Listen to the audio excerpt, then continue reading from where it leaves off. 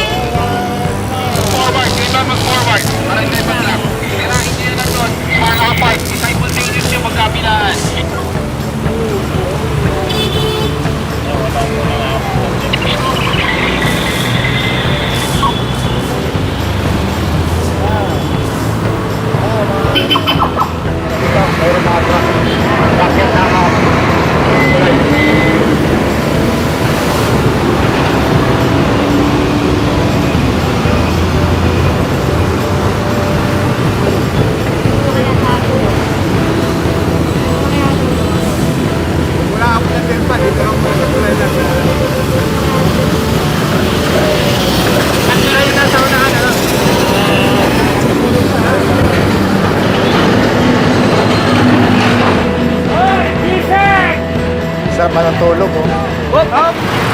Magandang umaga sa inyong lahat. Ngayon ay July 10, 2024 at sa oras na 9:15 ng umaga at ngayon ay Wednesday. Nandito ngayon ang Special Operations Group ng AMD sa pamumuno ni Sir Gabriel Go dito sa kahabaan ng Mel Lopez Boulevard at sakop ng Maynila. At pinagtitikitan na itong mga dambuhalang truck dito bago dumating ng Delpan Bridge. Sama lang tayo dahil hindi pa natin alam kung anong mga lugar ang papasadahan ng strike force dito sa lugar ng Maynila. So, nakahanda na itong ibang tow truck. O ito na nga, kinakabitan na. Yung mga walang driver na iniwan lang yung mga trucks dito. Ang dami pala. Tinanong ko yung mga ibang driver dito na ayaw na magpa-interview. Dito sila nakapahinga pansamantala dahil nag-aantay sila ng gate pass para makapasok dito sa South Harbor or sa pier. Dahil jurisdiction ito ng Maynila, asistihan tayo ng police or ng SWAT.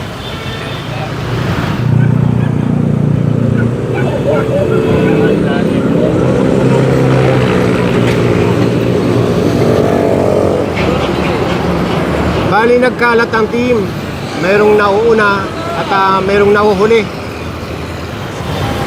So matitikitan ito lahat. Yung walang driver dito, ayan, nakaabang na yung tow truck.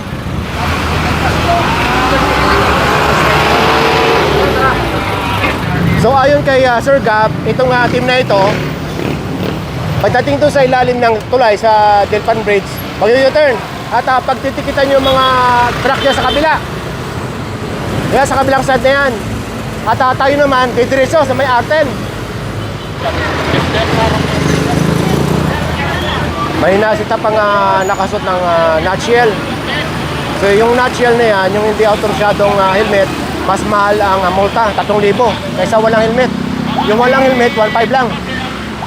Ito, nakasuot din ng nutshell. Dalawa na. Mahatak na pala itong ibang sasakyan dito na nadaanan natin kanina.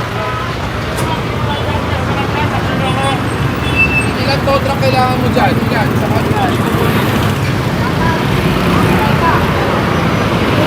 So yung tatlong sasakyan na nadaanan natin dito kanina dahil nakahamba lang sa sidewalk or naharangan, mahahatak lahat.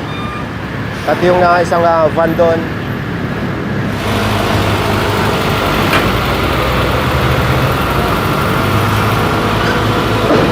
Yung helmet nila hindi authorized, nutshell. Ang problema nito, tungkol sa nutshell yung suot na helmet, eh wala pang plaka. At yung kanyang lisensya, mayroon naman daw, yun nga lang, hindi niya dala. So, may impound ito. Hindi ka gawin mo naman. Oo, hindi may gawin naman.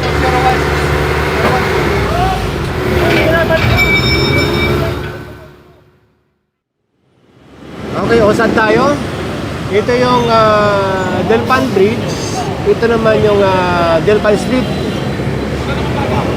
Ito yung papunta ng Divisoria o yung Claro M. Recto. So, didiretso tayo sa R10 or Mel Lopez Boulevard. So, ito na yung Mel Lopez Boulevard. Ano lang kasi, puro flatbed eh. Sisto 03, tsaka ano pa.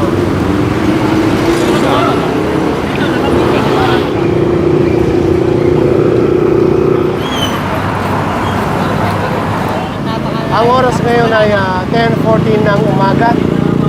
Nasa kabaan pa rin tayo ng Mel Lopez Boulevard. So sa nakikita natin, wala masyadong naka-obstruct sa kahabaan ng kalsada at sidewalk. Nasa kanto na tayo ng Moriones sa kanitong Mel Lopez Boulevard.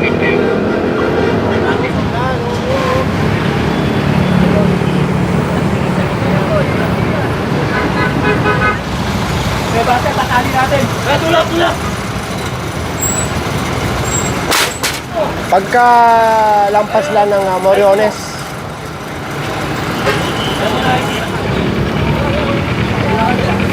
ano? Oh, small town lottery.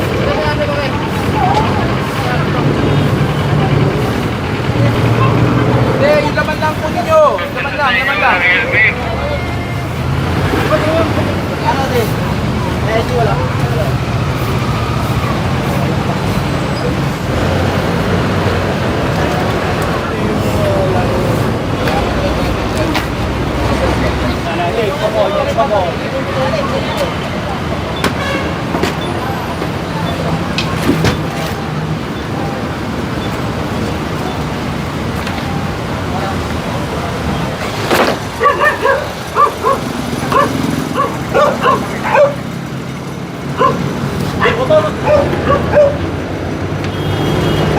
Itong kumpulan na ito, nasita yung driver nitong motorsiklo.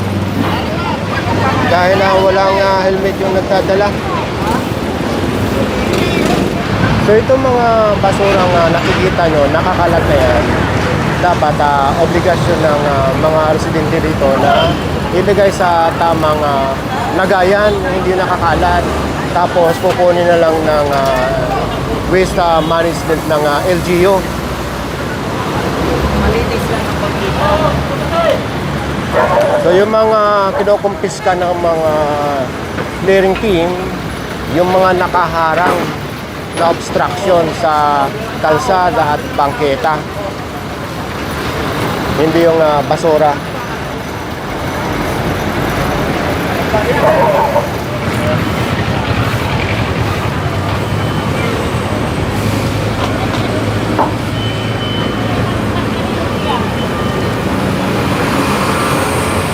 So, kinukuha lang na may-ari yung mga bloke ng yelo na yan. Tapos, kukumpiska na itong lalagyan. Dahil dito mismo sa sidewalk, nakahambalang. So, yan. Wala nang laman. Butas. Ito yung nadaanan natin dito na na may sofa, may sala, may lutuan, kulang na lang yung TV. At dito sila mismo nakapwesto sa may lutuan pa sa kalsada. Yung nakaraan merong tent, ayun sa kabila. Okay, balik tayo doon sa pinagdaanan natin.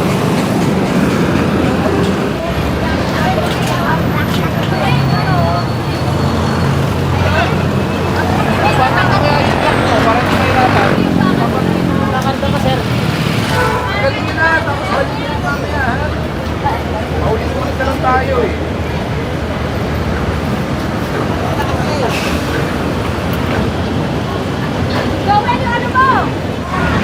Ano po yan tayo? Washing machine? Hindi, ganito.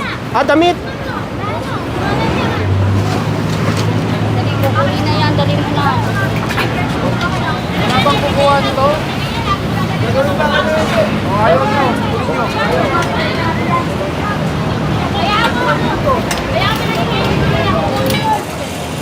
Oh, ang ganda oh. Coffee vendor.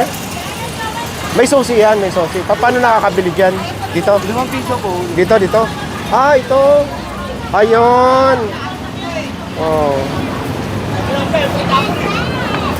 So, templado na yan pag lumabas. Oh, instant coffee.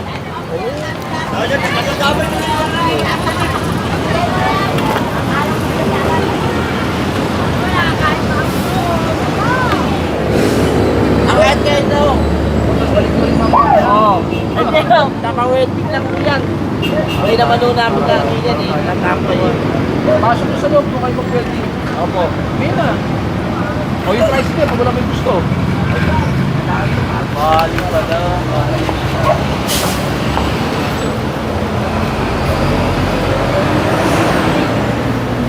Salong, salong, Roma, salong.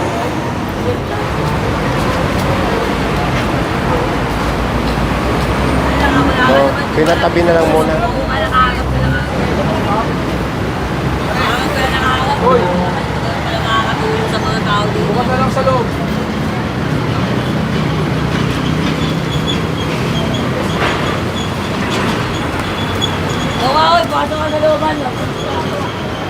Ito, saan nyo lalagay ito? Ay, babali yan.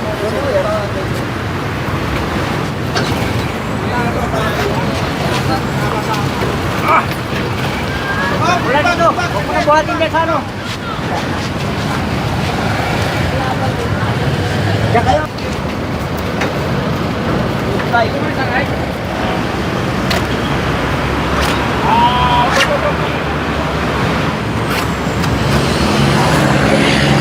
Wala nang bakit ko.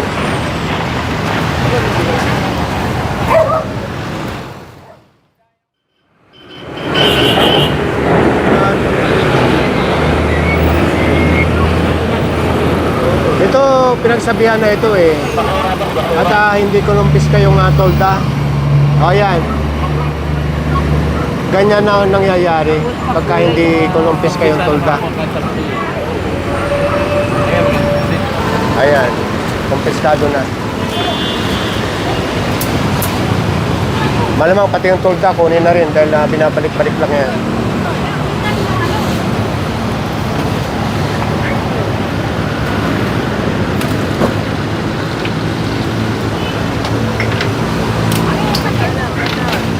Kunin nyo na, kunin nyo na! Yung sakit pa, kaya iba rin sakit ng ano. Kuya, huwag mo nang ano yan. Tatanggalin na namin yan. Galing na po. Patagalin na namin. Yung niluluto nyo po, baka pwedeng pakitanggal. Hindi naman po sa sidewalk ang lutuan dapat.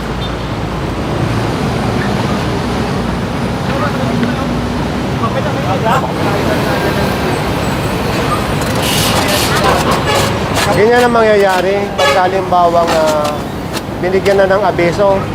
Pagka hindi nila tinanggal yan or nag-self-demolish, ayan ang mangyayari. Sira. Apat, sige.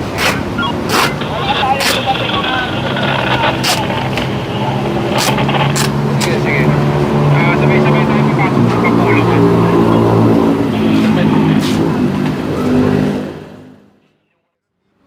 Nasa kahabaan pa rin tayo ng Mel Lopez Boulevard. At kita na natin yung kanto ng Kapulong. Yung traffic light.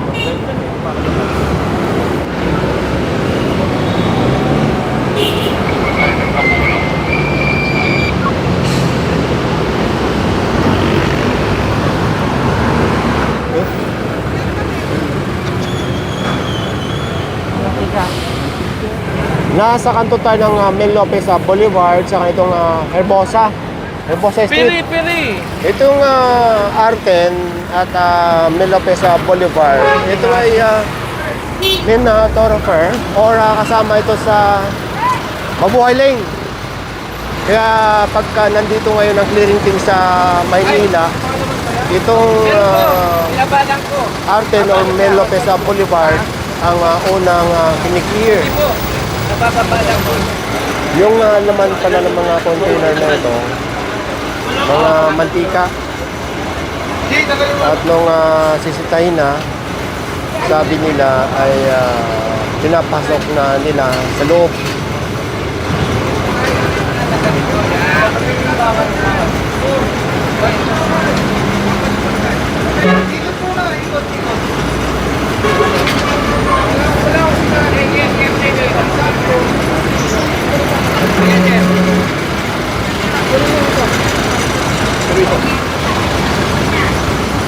Wala ko sinabing kung kami. Sabi ko kami. Bigay yung Lahat. Babalik lang yan lahat eh. Wala ba kayong dalang panikit? Wala ba kayong dalang panikit ngayon? Tikitan nyo, environmental. Ayun. Dahil kung titignan nyo, pwedeng madula sa mga tao dito dahil sa mantika pagka dumadaan. Lalo na dito, na nasakop na yung kalsada ng mantika.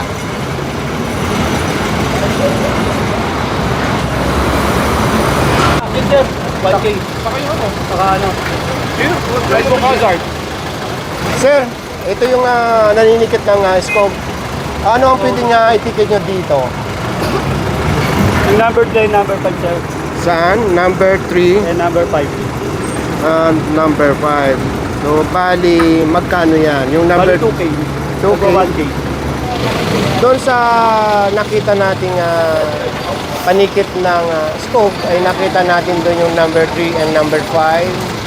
So, in general term, natikita nito ng environmental violation. Ngayon, binigyan muna ng abeso itong may-ari itong company at ipasok muna nila dahil sa pagbabalik at nandiyan pa yan, kukumpiskay na. Nasa kahabaan pa rin tayo ng Mel Lopez Boulevard at nandito na tayo sa may kanto ng Kapulong. Umpisahan natin to. Ito, kumanan. Ito ay, itong kahaba ng Kapulong ay kasama ito sa Mabuhay Lane. Dire-diretso ng Dapitan. Dire-diretso ng Tayuman. Wala na yung mga truck dito nakaparada. Ayun ang parkingan nila, oh. Sa ngayon, wala na yung mga hollow blocks dito sa mga nasunugang bahay. Malinis na. Sa oras na 11:20 ng umaga.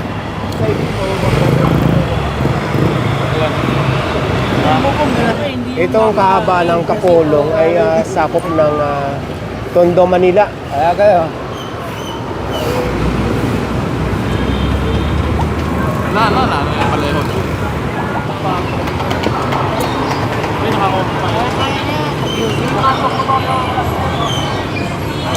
Gamit yung walang helmet.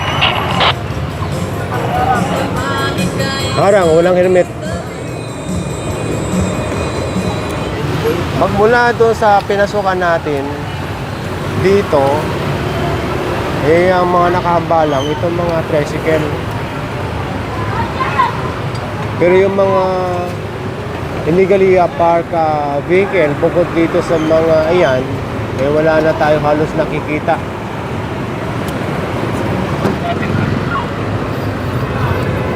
Ano ko yung sinasabi ni Sir Gab na nakaharang sa kalsada? Pigit daw sa kabila, daming motor. Ito yung sinasabi ni Sir Gab, mga nakaharang.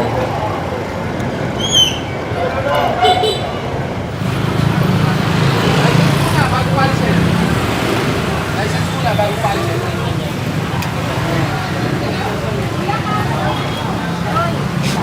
Lisensya muna bago palisin. Lisensya muna. Boss! Hindi mo muna lisensya.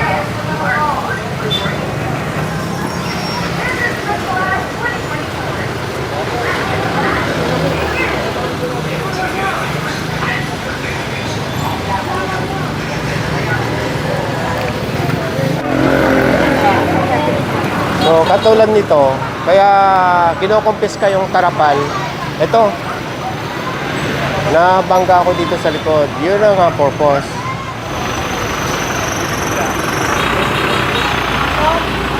Bukod sa mga tarapal na umi-extend talaga sa kalsada kasi naglalagay sila ng table dito. Ang dami natin kasama sa clearing doon. So wala na masyado dito. Tingnan natin yung maraming truck. Sa oras na 11:55, andito tayo ngayon sa may Kapulong pa rin at malapit na sa kanto ng Manluna. Ito yung maraming truck dito na nakapark. So, ayan, papasok na rin sa kanilang grahe. So, wala tayong nakita dito. Kasakay na si Jojo kay Camino din. Hindi, akala niyo Oh, okay na. okay na rin yung mga hardware dito.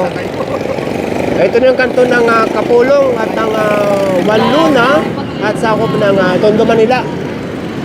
Wala nang concession. Mula Kapulong, dumiretso tayo dito sa may kahaba ng Tayuman. Ang oras ngayon ay 12:40 ng hapon at nasa kahabaan tayo ng Maria Clara.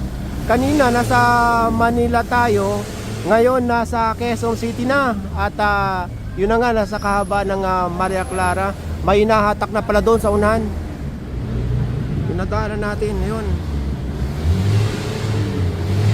Ngayon, dito sa pagpaning ng kamera, mayroon din hinahatak